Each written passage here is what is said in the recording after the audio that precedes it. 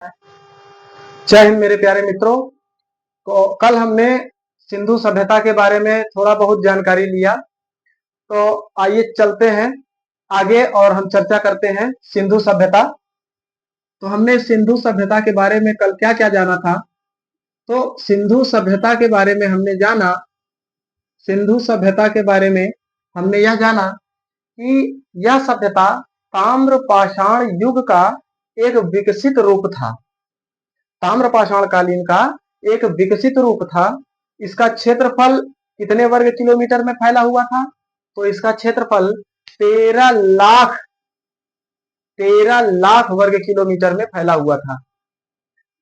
और इसका जो आकार था वो किस आकार का था? तो त्रिभुजाकार का था। और इसका सबसे उत्तरी क्षेत्र यानी सबसे उत्तरी क्षेत्र कहां तक फैला हुआ था? तो कश्मीर के मांडा तक। और दक्षिण की बात करें तो दायमाबाद तक, पूर्व की बात करें तो आलमगीरपुर, और पश्चिम की बात करें तो सुतकांगडोर तक। ये इतनी चर्चा हमारी कल हो चुकी थी। और सिंधु सभ्यता की बात करें तो ये 2500 बीसी से लेकर के 1750 बीसी यानी 2500 ईसा पूर्व से लेकर के 1750 ईसा पूर्व तक यह सभ्यता थी। अब देखते हैं इसके आगे। जैसा कि हमने कल ही कहा था कि सिंधु सभ्यता में जो पहला स्थल खोजा गया था वो कौन सा था? तो वो था हड़प्पा सभ्यता। हड़प्पा। और हड़प्पा के नाम से ही हम सिंधु सभ्यता को किस नाम से जानते हैं? तो आप कहोगे हड़प्पा सभ्यता के नाम से जाना जाता है। हड़प्पा सभ्यता के नाम से भी जाना जाता है क्योंकि पहली खुदाई यानी सिंधु सभ्यता की पहली खुदाई किस स्थान पर हुई थी? तो सिंधु सभ्यता की पहली खुदाई हड़प्पा नामक स्थान पर हुई थी। इसलिए सिंधु सभ्यता को हड़प्पा सभ्यता के नाम से भी जाना जाता है। ठीक है दोस्तों। और ये हड़प्पा जो जगह थी वो कहाँ थी? तो पाकिस्तान में लाहौर के आसपास, यानी उस समय जो ब्रिटिश पंजाब प्रांत हुआ करता था वहां के माउंट गोमरी नामक जिले में और हड़प्पा नामक स्थान पर सबसे पहले दयाराम साहनी ने खुदाई किया। इसलिए हड़प्पा सभ्यता के नाम से भी सिंधु सभ्यता को जाना जाता है। अब देखिएगा, जब हम हड़प्पा की बात करते हैं जब हम हड़प्पा की बात करते हैं तो हड़प्पा की खुदाई, जैसा कि हमने कल आपको बताया था कि सिंधु सभ्यता का सूचना किसने दिया कि यहाँ पर कोई सभ्यता है? तो आप कहोगे चार्ल्स मैसन ने दिया था। ये आपको हमने कल बता दिया था। चार्ल्स मैसन ने दिया था। इसका सर्वेक्षण किसने किया था? तो कनिंघम ने किया था। कनिंघम ने किया था। और जब बात आती है नामकरण की, तो नामकरण किसने किया था? जॉन मार्शल ने किया था। और खुदाई किसने किया था? तो दयाराम साहनी ने किया था। दयाराम साहनी ने किया था। अब देखिएगा, जैसे एक नवजात बच्चे की बात करें तो उस नवजात बच्चा यानी जो बच्चा गर्भ में आता है तो उसकी सूचना कौन देता है? कोई अलग आदमी, यानी जिसके गर्भ में बच्चा पल रहा होता है। फिर उसके बाद जब हम जाते हैं अल्ट्रासाउंड करवाने तो वहां पर भी हमें कुछ सूचना मिलती है, यानी सर्वेक्षण होता है। उसके बाद ये हमारे जो जॉन मार्शल हैं, नामकरण, यानी जब वो बच्चा पैदा होता है तो नामकरण किसी और के द्वारा यानी पंडित के द्वारा नामकरण किया जाता है।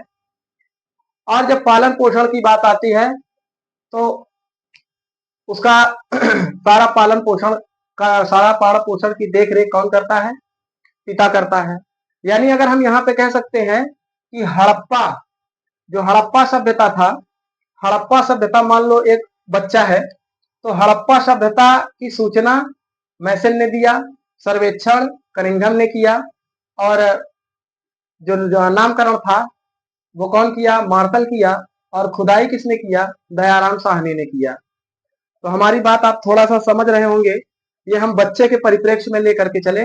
अब बच्चे के परिप्रेक्ष्य और इसको आप जोड़ करके पढ़ेंगे तो ज्यादा आसानी से याद होगा कि सर्वेक्षण किसने किया, सूचना किसने दिया, खुदाई किसने किया। ठीक है भैया, आइए इसके आगे चलते हैं। तो हड़प्पा सभ्यता, हड़प्पा नामक जगह पर हड़प्पा नामक जगह पर सबसे पहले खुदाई की गई, इसलिए सिंधु सभ्यता को हम हड़प्पा सभ्यता के नाम से भी जानते हैं। और जब हड़प्पा हड़प्पा की जगह पर खुदाई किया गया तो ये कौन से सन में किया गया, तो 1931 में किया गया। किसने किया, तो दयाराम साहनी ने किया, दयाराम साहनी ने किया। जॉन मार्शल जो कि एक पुरातत्वविद थे, उनके नेतृत्व में दयाराम साहनी ने खुदाई का काम शुरू किया। ठीक है भैया, अब जब खुदाई हुई तो जाहिर सी बात है कि खुदाई में, यानी अगर कोई सभ्यता रही होगी तो खुदाई में कुछ ना कुछ तो मिला ही होगा, है ना भैया, खुदाई में कुछ ना कुछ तो मिला ही होगा। चलिए देखते हैं कि यहाँ पर हड़प्पा नामक जगह पर खुदाई करने पर हमें कौन कौन सी वस्तुएं प्राप्त हुई। तो जब हड़प्पा सभ्यता की बात करते हैं, यानी हड़प्पा जगह की बात करते हैं, तो 1921 में दयाराम साहनी के द्वारा खुदाई किया गया। अच्छा, ये किस नदी के किनारे था, तो आप कहोगे रावी नदी के किनारे था। मैं यही कहीं लिख देता हूं, रावी नदी, रावी नदी, रावी नदी के तट पर था।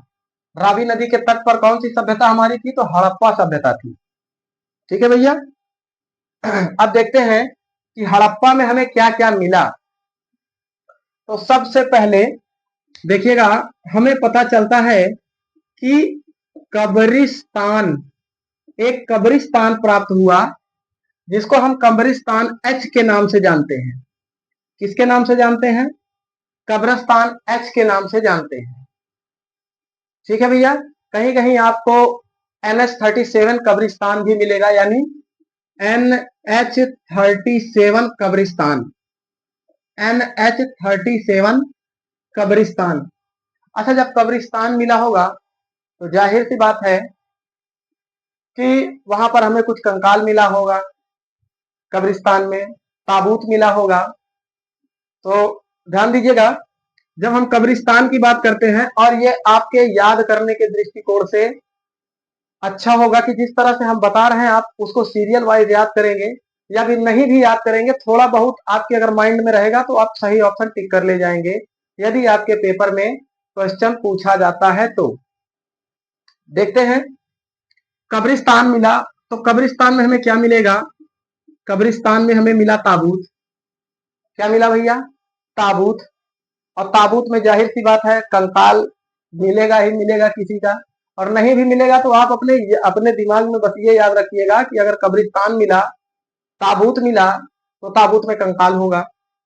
अब बस अपने याद करने के दृष्टिकोण से याद रखिएगा, कंकाल तो मिला, कंकाल तो मिला, लेकिन किसका कंकाल मिला, किसका कंकाल मिला, तो हाथी का कंकाल मिला। किसका कंकाल मिला, हाथी का कंकाल मिला। अच्छा, हाथी एक शुभ सूचक के रूप में उपयोग किया जाता है। जैसे आपने कभी कभी देखा होगा कि शादियों में हाथी से आशीर्वाद दिलवाया जाता है या हाथी से फूल छिड़कवाया जाता है, लोग कहते हैं शुभ होता है। अब शुभ के नाम से फिर आप ये याद रखिएगा कि जब हाथी शुभ होता है तो हाथी के माथे पर, हाथी के माथे पर आपने देखा होगा स्वास्तिक चिन्ह बना हुआ होता है। क्या बना हुआ होता है भैया, स्वास्तिक चिन्ह बना हुआ होता है। तो आप याद रखिएगा स्वास्तिक चिन्ह। क्या मिला भैया, स्वास्तिक चिन्ह मिला। क्या मिला, स्वास्तिक चिन्ह मिला। तो आप याद रखने के दृष्टिकोण से याद रखिएगा कि कब्रिस्तान यच मिला, उसमें ताबूत मिला, उसमें कंकाल मिला। किसका कंकाल मिला, हाथी का कंकाल मिला। और हाथी शुभ का सूचक है, यानी सुख का सूचक है। तो हम कहेंगे कि हाथी जब शुभ काम में प्रयोग किया जाता है और शुभ काम में ही स्वास्तिक चिन्ह का प्रयोग किया जाता है। तो आप इस तरीके से याद रख सकते हैं कि कब्रिस्तान एच मिला, ताबूत मिला, कंकाल मिला। किसका कंकाल मिला, हाथी का मिला। और वहीं पर हमें क्या मिला, स्वास्तिक चिन्ह मिला। ठीक है भैया, अब आगे देखिएगा इसी के मैं यहां लिखे दे रहा हूं, मैं इस जगह पे लिखे दे रहा हूं कि यहां पर एक अन्नागार भी मिला। क्या मिला भैया? अन्नागार भी मिला। इसके आगे भी हम देखेंगे कि मोहनजोदड़ो में भी अन्नागार मिला था, लेकिन जो मोहनजोदड़ो का अन्नागार था वो सबसे विशाल अन्नागार था, और सिंधु सभ्यता के सबसे बड़े भवन में ही मोहनजोदड़ो का अन्नागार आता है। यानी अगर हमें हमसे क्वेश्चन पूछा गया कि सिंधु सभ्यता में सबसे बड़ा भवन या सबसे बड़ी इमारत क्या थी या कौन सी थी, तो आपके चारों ऑप्शन में आपको अन्नागार जरूर मिलेगा, या फिर मोहनजोदड़ो, यानी मोहनजोदड़ो का अन्नागार सिंधु सभ्यता का सबसे बड़ा भवन या इमारत था, क्योंकि वो सबसे बड़ा अन्नागार था। यहाँ पर हड़प्पा सभ्यता में अन्नागार तो मिला है, लेकिन मोहनजोदड़ो से बड़ा अन्नागार नहीं था। अब देखिएगा, यहीं पर श्रमिक आवास भी मिला है। क्या मिला है भैया? श्रमिक आवास भी मिला है, श्रमिक आवास भी मिला है। ठीक है, क्या मिला है? श्रमिक आवास भी मिला है। और इसी के साथ साथ यहां पर श्रमिक आवास के साथ साथ कुम्हार का चाक भी मिला है, कुम्हार का चाक। अब यहां आप कैसे याद रखेंगे? देखिएगा, कुम्हार, कुम्हार एक प्रकार से क्या होता है? श्रमिक होता है। तो जब कुम्हार का चाक मिला है तो जाहिर सी बात है वहां कुम्हार रहे होंगे, वहां मिट्टी के बर्तन बनते होंगे, और जो मिट्टी के बर्तन बनाता होगा वो श्रमिक होगा, और जो श्रमिक होगा उसके रहने के लिए कोई ना कोई तो जगह होगी ही। तो कुम्हार का चाक मिला, और कुम्हार के चाक से आप क्या याद रखेंगे कि कुम्हार श्रमिक था, और जो श्रमिक था तो उसका आवास जरूर ही होगा। और जब श्रमिक अपना आवास होगा तो वो भैया जाहिर सी बात है खाना पीना तो खाएगा ही, खाना पीना तो खाएगा ही। तो आप इससे याद रखेंगे कि कुम्हार का चाक मिला, कुम्हार के चाक के साथ साथ श्रमिक आवास मिला, श्रमिक आवास के साथ साथ अन्नागार भी मिला है। तो आप इसको या लिख लीजिए या इसका एक स्क्रीनशॉट ले लीजिए।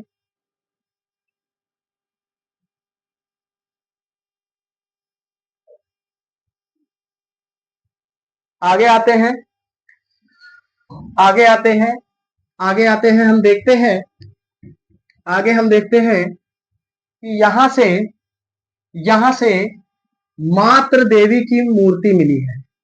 क्या मिली है भैया? मात्र देवी की मूर्ति, मात्र देवी की मूर्ति।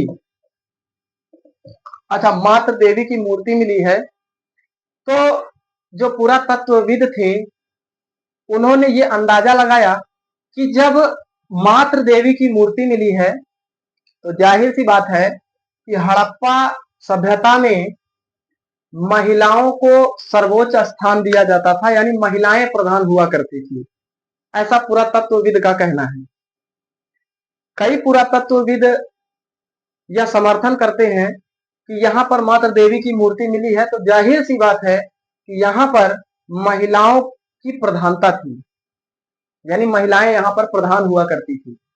एक परिवार में जैसे आजकल है राशन कार्ड बनवाते हैं तो उसमें मुखिया यानी प्रधान कौन होता है आपके परिवार का? तो महिलाएं प्रधान होती हैं। पहले ऐसा नहीं था, लेकिन अब ऐसा है कि महिलाएं प्रधान हुआ करती हैं। आपके परिवार का प्रधान कौन होगा? महिलाएं होंगी। ठीक है, उसी तरीके से हड़प्पा सभ्यता में मात्र देवी की मूर्ति मिली तो अंदाजा लगाया गया कि यहाँ पर महिलाओं की प्रधानता थी।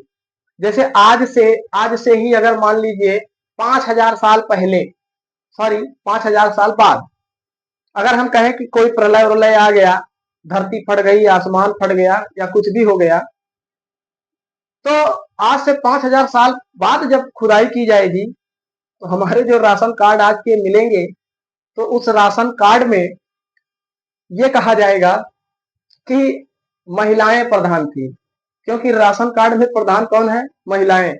तो उस समय यानी 5000 साल बाद जो पुरातत्वविद खुदाई करेंगे और उनको जो राशन कार्ड मिलेगा उससे तो यही अंदाजा लगेगा कि परिवार का मुखिया कौन था? तो परिवार का मुखिया महिला। ठीक है, आगे देखते हैं। यहीं पर ओखली प्राप्त हुई है। क्या प्राप्त हुई है? ओखली प्राप्त हुई है। ठीक है, और वो ओखली किसकी थी? तो वो ओखली लकड़ी की थी। किसकी थी भैया? लकड़ी की ओखली प्राप्त हुई है। तो ध्यान दीजिएगा, महिलाएं जब प्रधान हैं, महिलाएं जब प्रधान हैं, तो आपने अक्सर देखा होगा कि महिलाएं जो देहात की महिलाएं हैं या फिर जो अन्य दूर दराज की महिलाएं हैं जो ग्रामीण तबके से निवास करती हैं, आपने देखा होगा कि कोई भी काम जैसे मसाला कूटना हुआ या कुछ भी अचार वचार बनाते समय आपने देखा होगा कि महिलाएं ओखली में ही मसाला वसाला कूटती हैं, है ना। तो आप इससे ये याद रखिएगा, महिलाएं प्रधान थी। कौन प्रधान थी? महिलाएं प्रधान थी। तो महिलाएं किसका उपयोग करेंगी? लकड़ी का उपयोग करेंगी। तो आप जितना मैंने बताया सबका मैंने एक लिंक जोड़ करके आपको बताया ताकि आपको याद रखने में सुविधा हो। कब्रिस्तान मिला तो कब्रिस्तान में क्या मिलेगा? ताबूत मिलेगा। ताबूत मिला तो ताबूत के अंदर क्या मिलेगा? कंकाल। कंकाल मिलेगा किसका? हाथी का। हाथी किसका चिन्ह है? तो हाथी शुभ का चिन्ह है, और शुभ का चिन्ह भी क्या होता है? स्वास्तिक चिन्ह होता है। फिर यहां हमने देखा कुम्हार का चाक मिला तो जाहिर सी बात है कुम्हार होगा। कुम्हार एक प्रकार का क्या है? श्रमिक है। तो जाहिर सी बात है जो श्रमिक होगा वो अपना घर द्वार तो बनाएगा ही बनाएगा। श्रमिक आवास मिला, और जब श्रमिक आवास मिला तो जाहिर सी बात है कि श्रमिक जो है खाना पीना भोजन तो खाएगा, तो वहां पर अन्नागार मिला। यानी एक एक लिंक करके हम आगे आगे बढ़े हैं ताकि इससे आपको याद रहे। मातृ देवी की मूर्ति मिली, यानी महिलाएं प्रधान। और जब महिलाएं प्रधान हुई तो ओखली का उपयोग अक्सर कौन करता है? महिलाएं ही करती हैं। ठीक है, तो इन चीजों से आपको ये याद हुआ, आप इसको भी लिख लीजिएगा।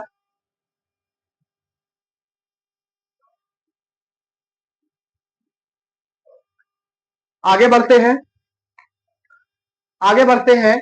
अब ध्यान देने वाली बात यह है कि इसी हड़प्पा सभ्यता में हमें यह देखने को मिला कि उस समय का जो मानव था वो इस प्रकार सभ्य हो चुका था, इस प्रकार सभ्य हो चुका था आधुनिक मानव की तरह। जो इस समय हम लोग हैं आधुनिक मानव की तरह सभ्य हो चुका था। यानी यहाँ की जो सड़कें थी वो एक नियमित आकार में थी, और जो नालियां हुआ करती थी वो भी ढकी हुई नालियां हुआ करती थी।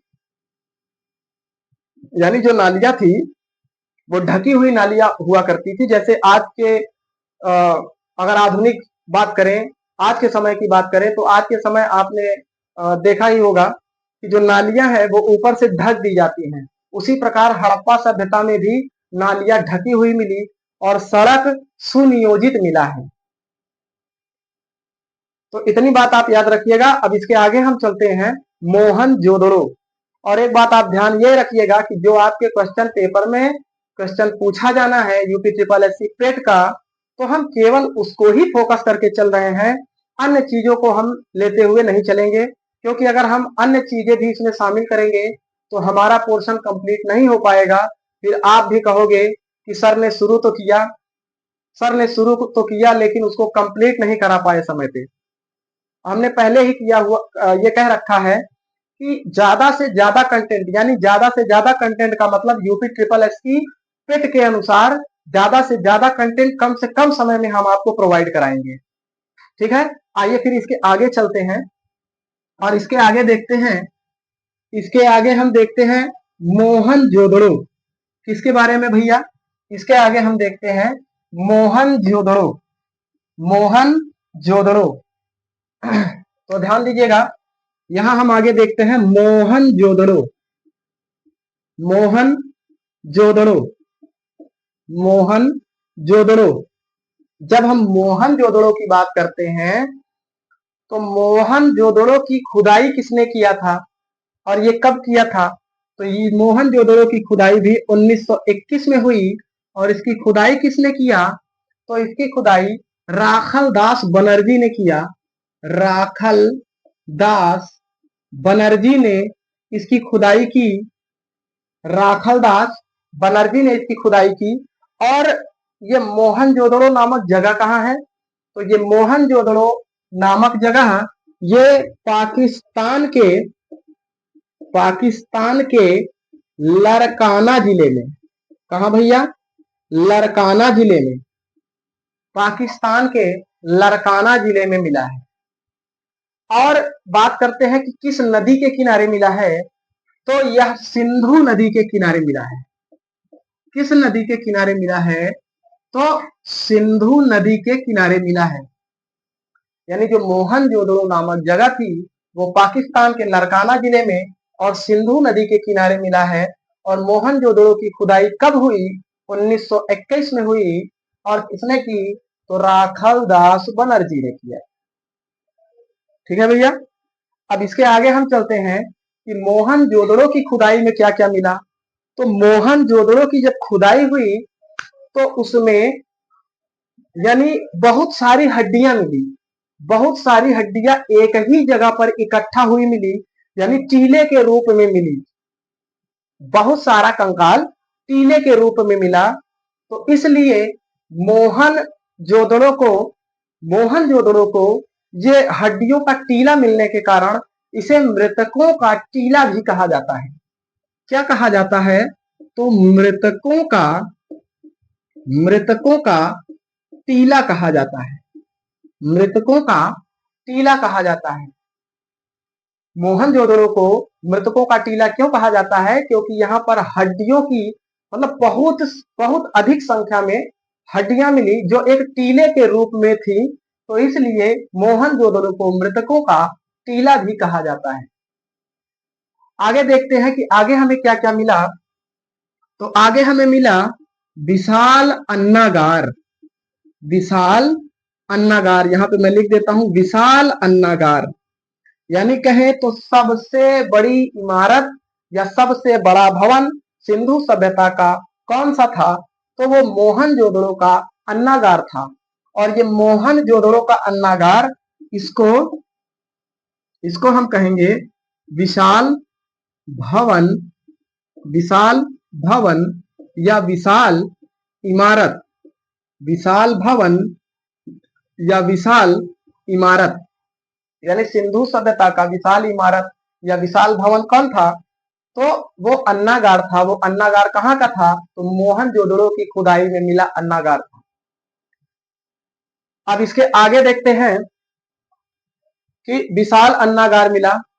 इसके आगे हम देखते हैं कि यहाँ पर ये विशाल स्नानागार मिला, विशाल स्नानागार मिला, विशाल स्नानागार मिला। अच्छा, ये स्नानागार मिला है तो यहाँ पर पुरातत्वविदों का ये कहना है कि ये जो स्नानागार था, ये स्नानागार पूजा पाठ के लिए उपयोग किया जाता था। यानी जैसे हम कहें आज के समय में संगम नामक जो जगह है वो पूजा पाठ के लिए, यानी जब कभी कोई तीज त्योहार या कुछ भी पड़ता है, मौनी अमावस्या, शिवरात्रि इत्यादि, यानी जितने भी हमारे सांस्कृतिक कार्यक्रम होते हैं उसमें लोग वहां पर जाकर के डुबकियां लगाते हैं। तो पुरातत्वविदों ने ऐसा माना कि ये जो स्नानागार मोहनजोदड़ो में मिला था ये भी एक प्रकार का सांस्कृतिक धरोहर था। यानी यहाँ पर पूजा पाठ किया जाता था स्नानागार, ये विशाल स्नानागार में जो मोहनजोदड़ो में मिला था। अच्छा, जब पूजा पाठ किया जाता था तो जाहिर सी बात है पूजा पाठ की जो सामग्रियां होंगी वो भी कहाँ मिलेंगी, मोहनजोदड़ो में ही मिलेंगी। यानी जो हाथ का कलावा बांधा जाता है, यानी सूती कपड़ा, सूती कपड़ा हम कहेंगे, क्या कहेंगे भैया, सूती कपड़ा। तो सूती कपड़ा कहां से मिला, तो सूती कपड़ा मोहनजोदड़ो की खुदाई से ही मिला। एक एक को आप लिंक करते हुए चलिएगा ताकि आप अच्छे से इसको समझ पाए। हमारा भरपूर प्रयास रहेगा कि हम आप इसको लिंक बाय लिंक करके आपको समझाने का प्रयास करें ताकि आपको याद करने में परेशानी ना हो। बस थोड़ा सा आप माइंड लगा करके ध्यान से यहाँ पर सुनिएगा, आपको सारी चीजें याद हो जाएंगी। जब हम एक दूसरे को लिंक करके पढ़ते हैं तो वो हमें चीजें लंबे समय तक याद रहती है। आगे देखते हैं, आगे आप इसको लिख लीजिए या स्क्रीनशॉट ले लीजिए, फिर इसके आगे हम बताते हैं।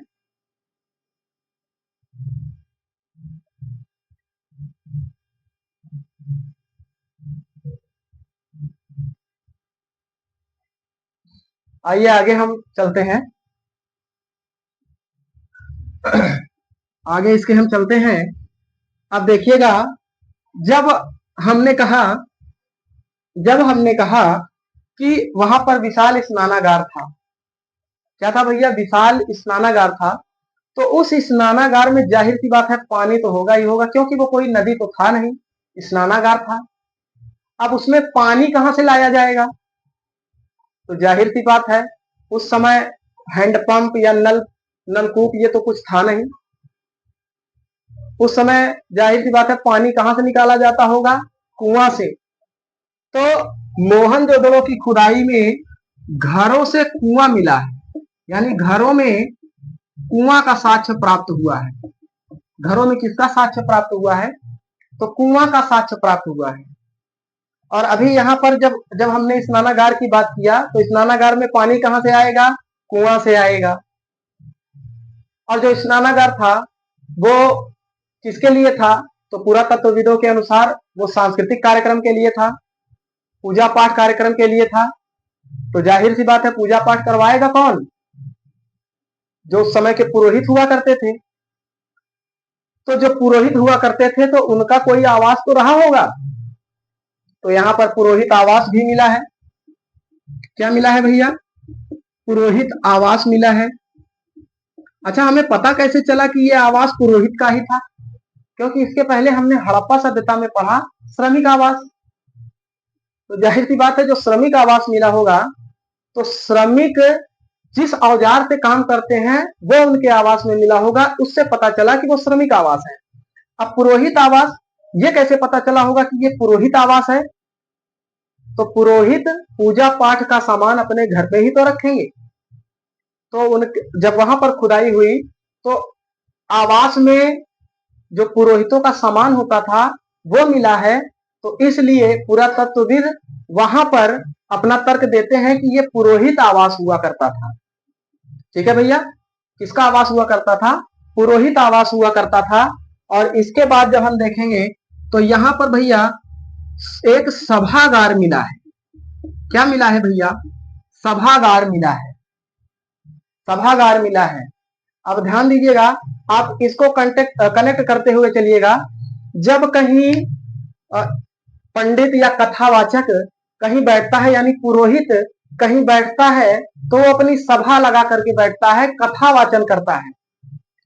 तो वहां पर कुछ ऐसी हालत में कंकाल मिले जिससे पता ये लगा कि यहाँ पर बहुत सी संख्या में लोग थे और वो एक ही मुद्रा में और एक ही ओर मुख करके बैठे हुए थे।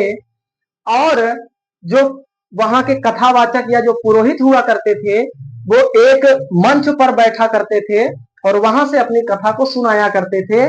तो इस प्रकार से यानी ऐसी स्थिति में कुछ कंकाल प्राप्त हुआ जिससे हम ये कह सकते हैं कि वहां एक सभागार हुआ करता था। क्या हुआ करता था भैया? सभागार हुआ करता था। और फिर इसके आगे हम चलते हैं कि जब सभागार हुआ करता था तो सभा में भीड़ बहुत होगी, और जब भीड़ बहुत होगी तो उनके निकलने के लिए कोई ना कोई रास्ता होगा। अच्छा, अगर सकरा रास्ता रहेगा तो वहां पर बहुत से आदमी कैसे निकल पाएंगे? तो जाहिर सी बात है वहां पर आदमी निकलने के लिए सड़कें कैसी होंगी? चौड़ी होंगी। कैसी होंगी? चौड़ी होंगी। तो यहाँ की सड़कें कैसी थी? तो यहाँ की सड़कें चौड़ी थी। यहाँ की सड़कें कैसी थी? तो यहाँ की सड़कें चौड़ी थी। अब देखिएगा, घरों में कुआं मिला है।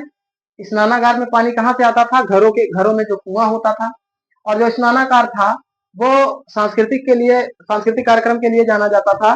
तो पुरोहित आवास, ठीक है, यानी जो सांस्कृतिक आवास के लिए जाना जाता था, तो जो पुरोहित होते थे, पंडे होते थे, तो वहां पर पुरोहित आवास मिला। पुरोहित आवास मिला। और ये जो पुरोहित पंडे हुआ करते थे वो सभा लगाकर बैठते थे, तो सभागार मिला। और सभागार में जो आने वाले व्यक्ति थे उनके लिए पतली सड़कें तो होंगी नहीं, चौड़ी सड़कें होंगी।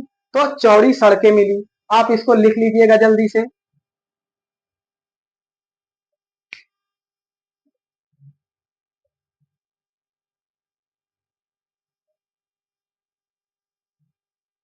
अब इसके आगे देखते हैं।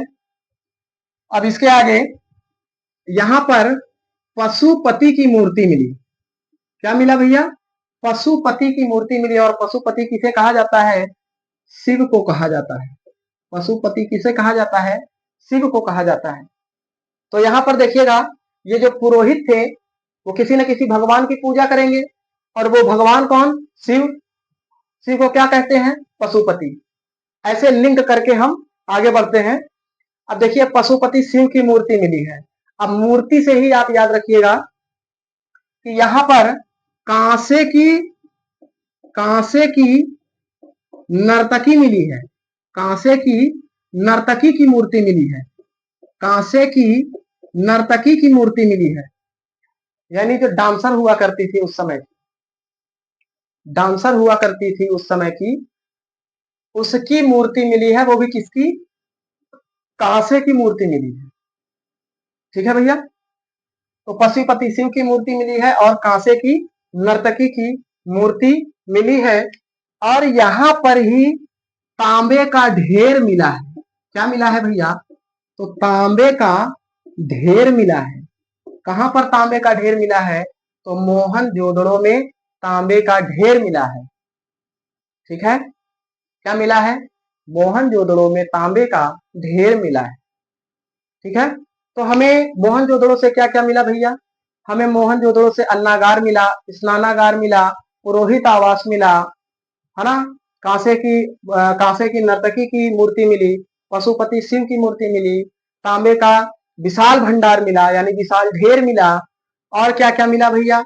घरों में कुआं मिला, पुरोहित आवास मिला, सभागार मिला, चौड़ी सड़कें मिली, इत्यादि हमें कहां से प्राप्त हुआ? मोहनजोदड़ो से। मोहनजोदड़ो को हम और किस नाम से जानते हैं, यानी किसका टीला कहा जाता है? तो हम आप कहेंगे मृतकों का टीला कहा जाता है। किसको कहा जाता है? तो मोहनजोदड़ो को कहा जाता है मृतकों का टीला। तो आज हमने देखा हड़प्पा और मोहनजोदड़ो के बारे में। अच्छा, अब यहाँ पर ध्यान दीजिएगा कि हमने हड़प्पा सभ्यता भी पढ़ाया, तो एक एक लिंक करके पढ़ाया जिससे आपको याद करने में सुविधा हो। मोहनजोदड़ो को भी पढ़ाया तो एक एक हमने लिंक करके पढ़ाया ताकि आपको याद रखने में सुविधा हो। ठीक है भैया? तो अब इसके आगे जो हमारे बचे हुए स्थल हैं, चन्हूदड़ो, लोथल, कालीबंगा, है ना भैया? इसके बारे में हम चर्चा नेक्स्ट वीडियो में करेंगे। तो आज के लिए इतना ही। आप सबको जय हिंद।